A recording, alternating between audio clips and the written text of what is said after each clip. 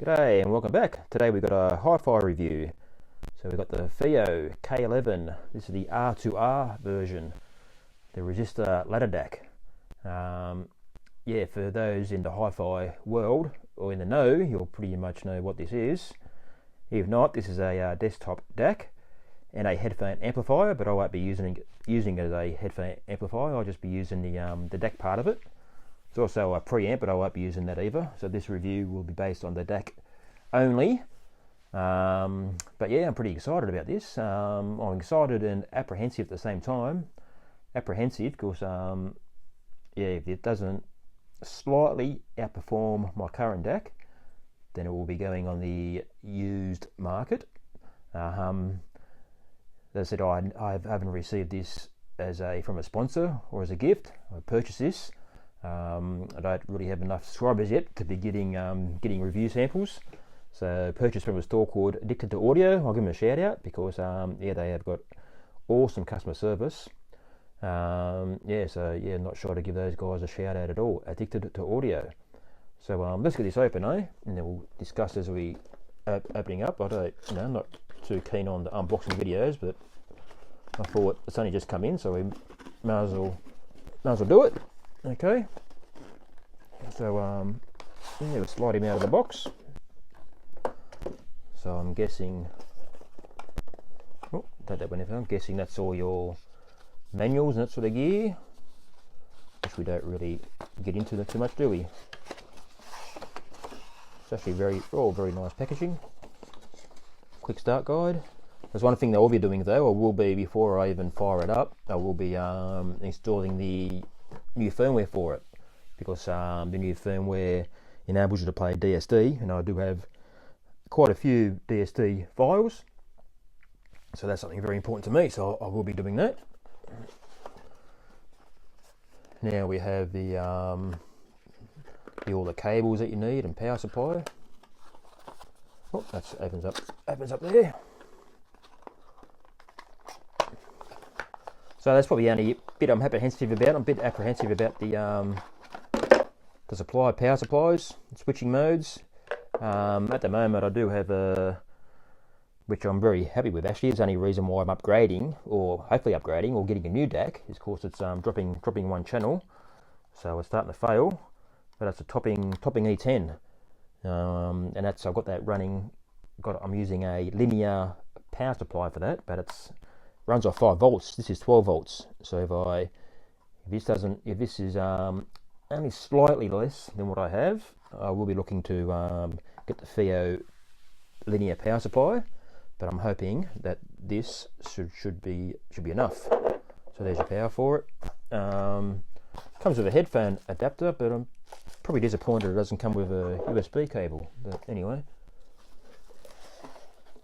so there's the actual DAC itself. Probably have to rip that packaging, get it open. It's all sealed up. So yeah, I'm gonna have to tear that apart, put it to the side. So I believe this all lights up.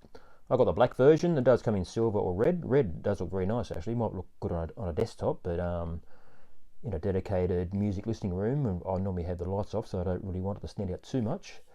But yeah. So there's me, turn that around like that. There's me analog audio cables out, power in of course, and I'll just be using the USB for audio. You do have optical and coax, so I may as well leave that plugged up. Got a really nice grippy rubber base, which is impressive. And there's the front panel. So let's, what I'm going to do, I'm going to fire it up. I'm going to take it out into the computer room, because you need to plug this into a PC to upgrade the firmware. So that's the first thing I'll be doing. And then when I get back to you, I'll also connect it to my audio system.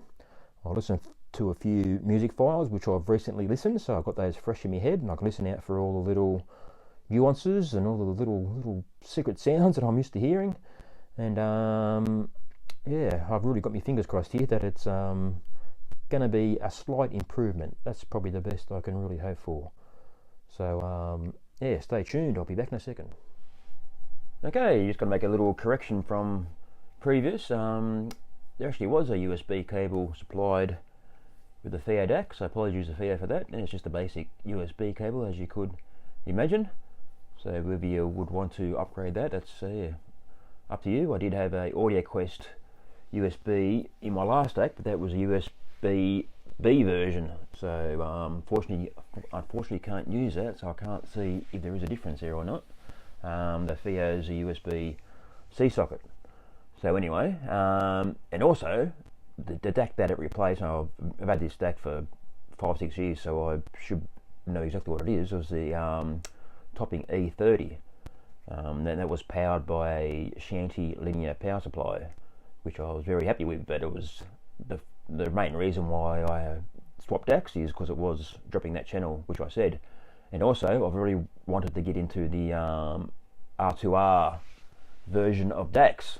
After I went to a friend's place maybe 4 or 5 years ago, maybe a bit longer than that now, but yeah, he wasn't an experienced audiophile by any means, just getting into it, and he was gifted a older CD player, and he said, come over and have a listen to this. So I thought, yep, okay then.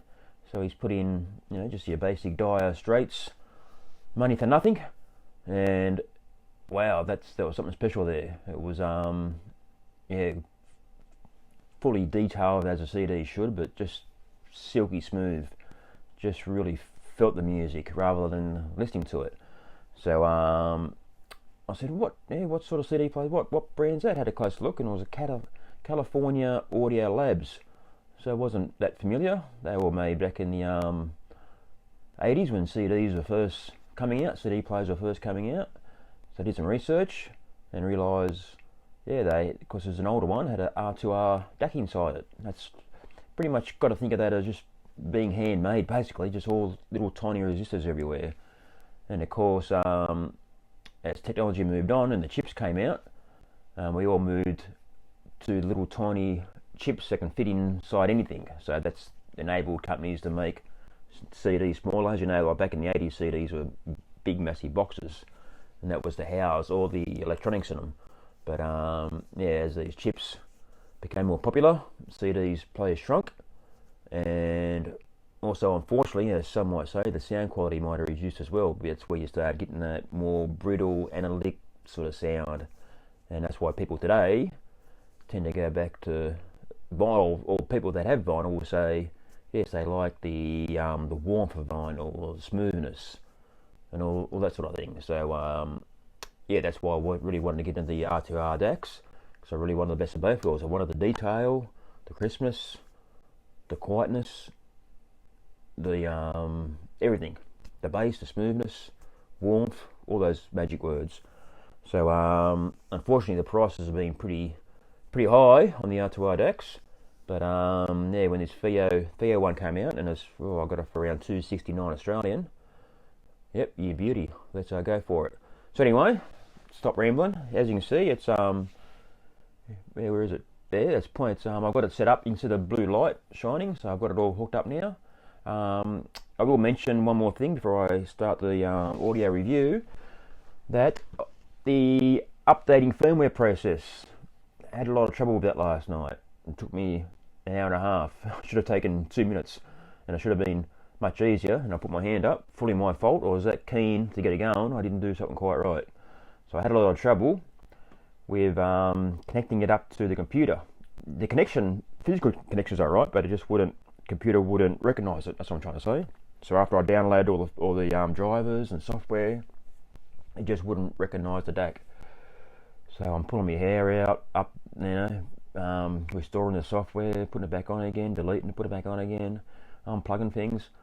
Then finally I realised, which is a credit to Fiio, and a big thumbs down for me, the USB-C, you have to make that extra little push, so it makes an extra little click. So when you push it in, if there's no click, it's not connected. Pushing a bit harder, click, magic, in. So that's a good build quality on Fiio's part, and yeah, bad on me.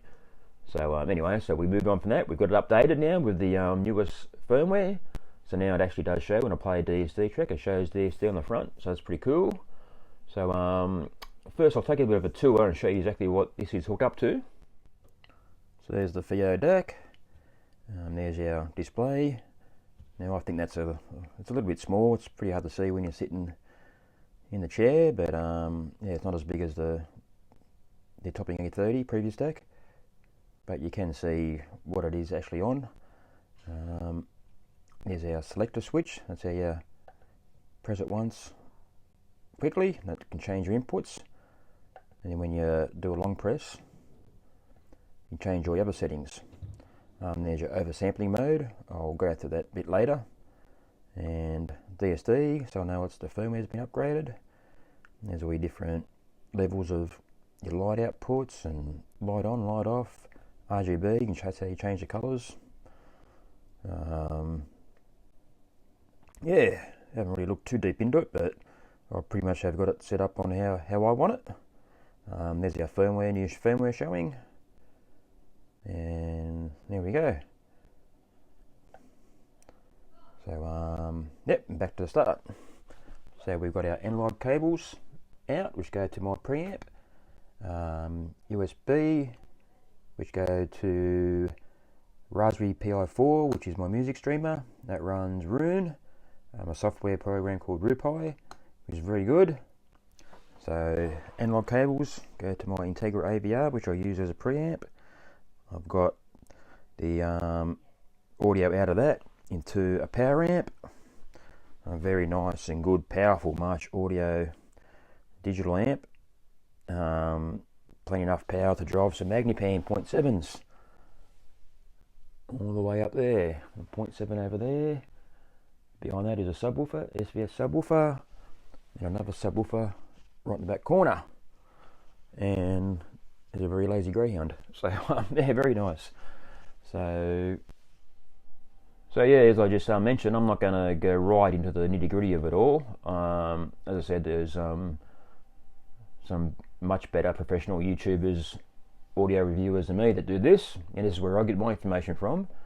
So firstly, I'll point you to just pan that up. Just try and get in the shot still. Point you up to the top one.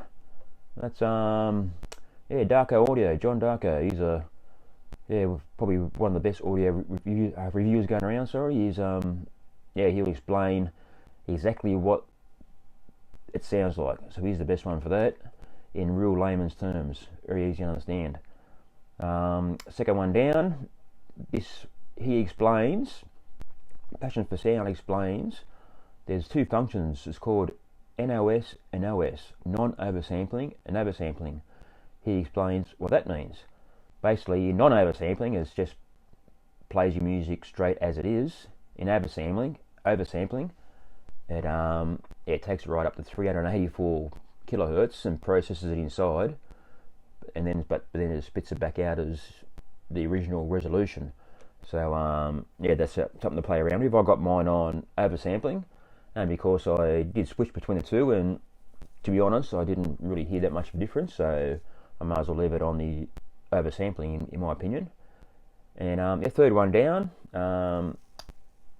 Jays, he's yeah, excellent young reviewer. I know he used to run not run one, but yeah, work in audio, high-end audio stores, and he explains the sound signature very well as well. And I'm going to explain when I get into mine.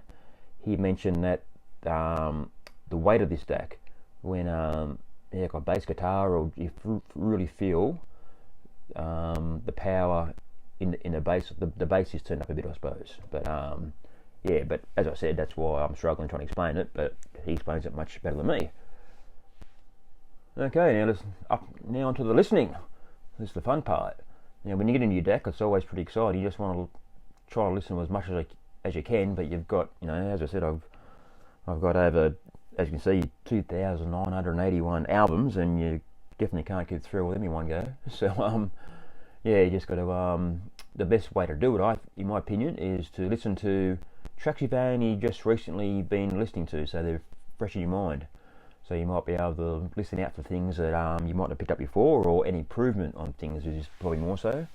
Now, my history with DACs is, yeah, if I get a new DAC and it doesn't sound right straight away, or it's just not pleasing, it's back in the box and sold on the used market. Yeah, I'm going to get a bit less for it, but that's just how it is.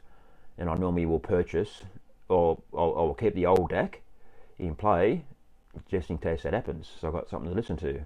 That's happened before with, I think I had a Gusted X16, and even recently I replaced a topping E30 for the newer E30 Mark II, the AKM, supposed to be Velvet Sound Edition, which means smooth, you think, but that was just harsh. It was like, yeah, walking on broken glass.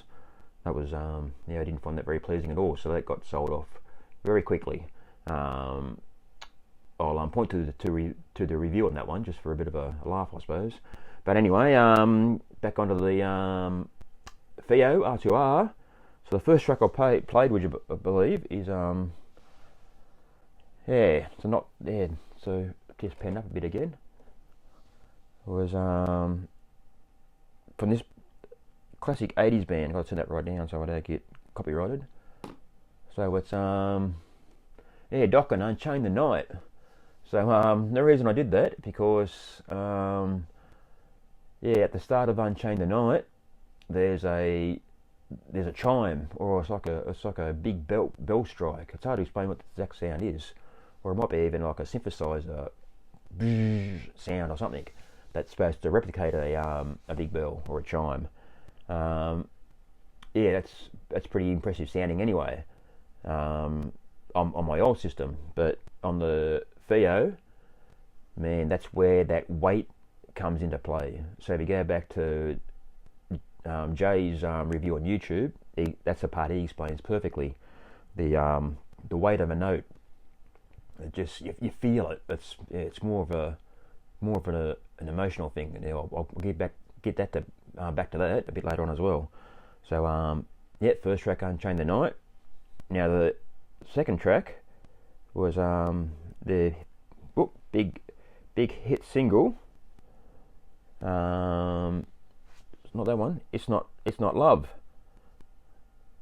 So that's a big hit single. Now during that song, and I picked up on my old DAC something that I'd never heard before, because I've only probably listened to the song in the car radio or on TV back in the day, so you don't hear it. But in the chorus, there's a real shimmer of a cymbal, a really small cymbal sound, I suppose it is, and it really picks up really clear.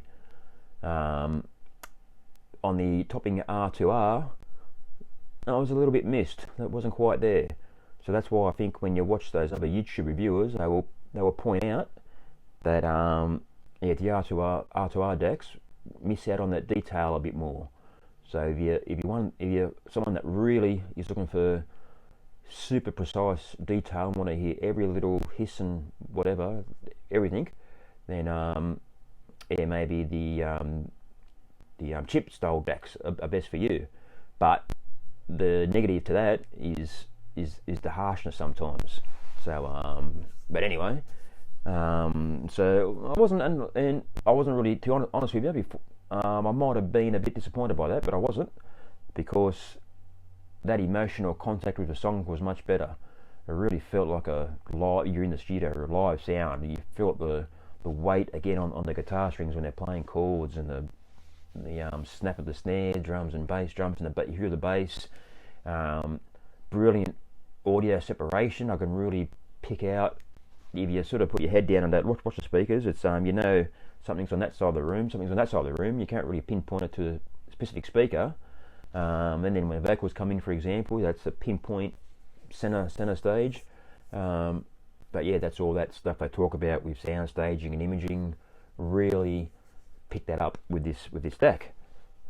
So from then, yeah, I thought, I'm getting in a bit of a heavy rock sort of a mood. So then I went to Sepultura. Oh man, I've only just started listening to this lately. As you can see from the shirt in force, it's a current heavy metal band now, but they really play an 80s style of heavy metal. But yeah, the song Territory, bang, the drums on that, probably not as crisp as the older DAC as a topping, but just more weight to them, more like they're really pounding those drums, and you can feel the air, I suppose, from the drums. So that's a big difference there. As I say, I've got Men of War there, that sort of thing. I know Joe Jackson's like a really audiophile album, but I didn't really want to listen to those classic audiophile style albums, so I didn't really listen to much of that. I didn't really listen to much of Living Colour. Trouble's a great bluesy sort of Sabbath style rock from 1990, which is produced by Rick Rubin, so the production's killer. I've only just got through the first couple of seconds of the first song, Into My Days, and this is where you sort of you get excited and just want to listen to more and more tracks. So you're just like, man, I just want to listen to more. So then we had Sisters of Mercy by the album Floodland. Haven't really listened to all of that yet. But then I really got into the real kicker. Well, actually, I'll go back here. Was I've got a playlist where I've really got some of my best songs, really emotional sort of songs. So, in the big one here was one called Day in Verse. Now, that's something that you mightn't know about. And they're very underground band. It's in the progressive metal vein. But this song here called A Day in Verse, if you look up on YouTube, you'll sort of see what I mean. This really explains the weight of the notes. The start of this in piano is pushing out. You feel just pushing out hard on all the keys, and you feel the hammer of the piano strike. I don't know exactly how piano works. I'm not a musician myself, of course, but when that bang strikes the strings inside the piano, you can feel it. It's awesome. And then the voice kicks in, and you can hear the breathiness of his voice every time. That's where it really started getting the goosebumps and getting those warm and fuzzy feelings inside. And I thought, yep, this is pretty awesome stuff. So kept on playing around with all that sort of music, and then I sort of went, oh, okay, let's go back to your classic audiophile sort of stuff. So female voices. Well, just good voice in general. There's also male voices here as well, but a lot of female voices. So going through all these, I thought I'd try a DSD track, and I had this is the DSD version of the Bangles' Eternal Flame. Wow, that was very special actually. Susanna Hoff, the singer, she hasn't got the perfect voice, and this really picks that up, which is great because it's really emotional voice. This is outstanding. As I said, I struggle to explain how things sound, but when I say it's emotional, it's probably the best way to explain it because you really feel it. You get all those little tingles inside, and that's awesome.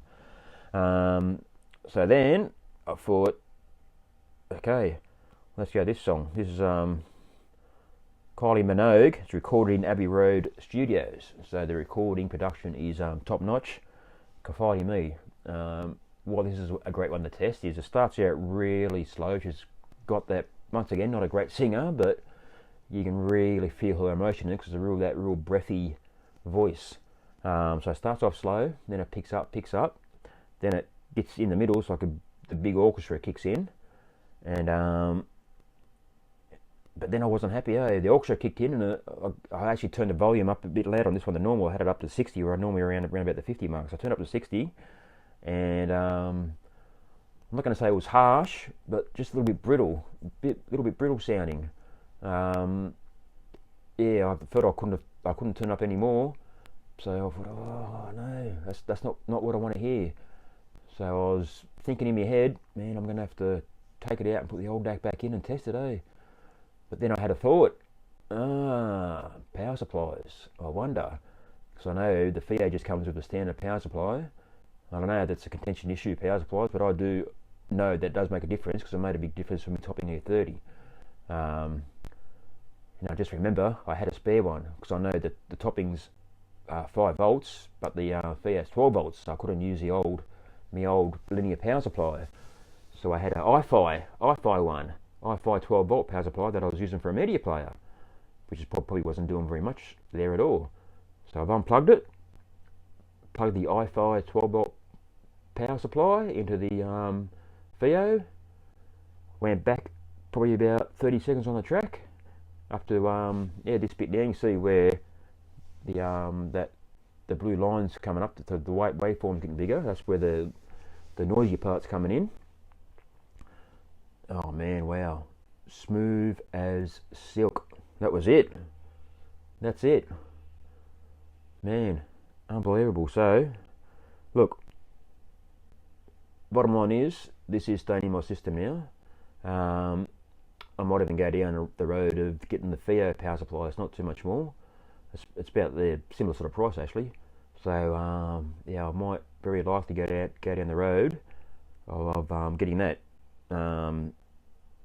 So I can honestly say that that squeezed that little bit of difference out of it.